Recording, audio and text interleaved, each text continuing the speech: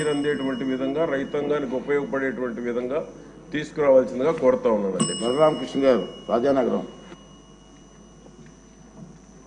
ధన్యవాదాలు అధ్యక్ష.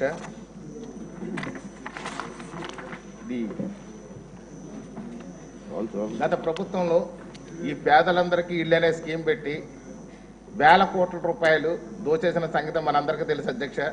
ముఖ్యంగా మా రాజానగరం నియోజకవర్గంలో ఆవు భూములు ఎందుకు పనికిరాని ఆవు భూముల్ని 596 ఎకరాల భూమిని కొనుగోలు చేసి పూర్తిగా ఎప్పుడూ కూడా వర్షాకాలంలో సబ్మెరీన్ అయ్యి ఉండే భూముల్నే ఒక 10 లక్షలు కూడా చేయని దాన్ని 45 లక్షల రూపాయలు చేసుకుని 596 ఎకరాలు కొన్నారు అధ్యక్ష.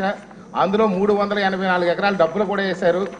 అక్కడ ఎంత భయంకరమైన ప్లేస్ అంటే అది ఎప్పుడు కూడా మొత్తం అన్ని రకాల మనుషులు జంతువులు అంతా కూడా జంతు నష్టం ప్రాణ నష్టం జరిగే ప్రదేశం అది. అలాంటి ప్రదేశాన్ని ఇచ్చి ప్రజలు మోసం చేశారు. ఆ మోసం చేసిన పరిస్థితుల్లో మా ప్రాంతంలో కూడా చాలా దాని మీద గొడవలు జరిగినాయి, ధర్నాలు జరిగినాయి, ఎన్నో చేశాము. అయినప్పుడు కూడా దాని పరిష్కారం జరగలేదు అధ్యక్ష. దాని మీద సరైన ఎంక్వైరీ చేసి మన ప్రభుత్వం ఆ యొక్క ప్రజలకు మంచి చేయాలని చెప్పి కోరుతున్నాను అధ్యక్ష. అదేవిధంగా ఈ యొక్క రాష్ట్రంలో పేదలందరికీ ఇళ్ళు స్కీములో పట్టాలు ఇచ్చిన ఏ పట్టాల్లో కూడా చాలా పట్టాల్లో సంతకాలు లేని పట్టాలు ఇచ్చారు అధ్యక్ష.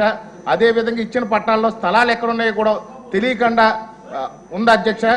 ఈ యొక్క ఇళ్ల స్థలాల లబ్ధిదారులకు కూడా ఎక్కడ పట్టాలు ఉన్నాయో ఇచ్చిన పట్టాలు ఎక్కడ ఇల్లు కట్టుకోవాలో కూడా అర్థం కాక కన్ఫ్యూజ్ అయ్యి ప్రజలందరూ ఇబ్బంది పడుతున్నారు అధ్యక్ష.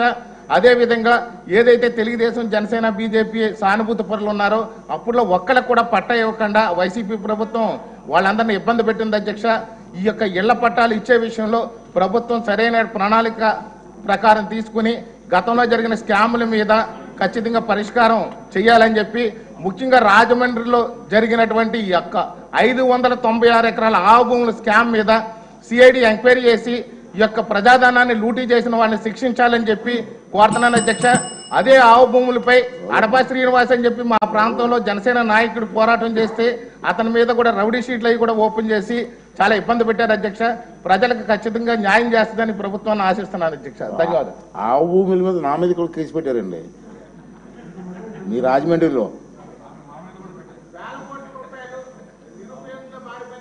రాధాకృష్ణ గారు, తణుకు.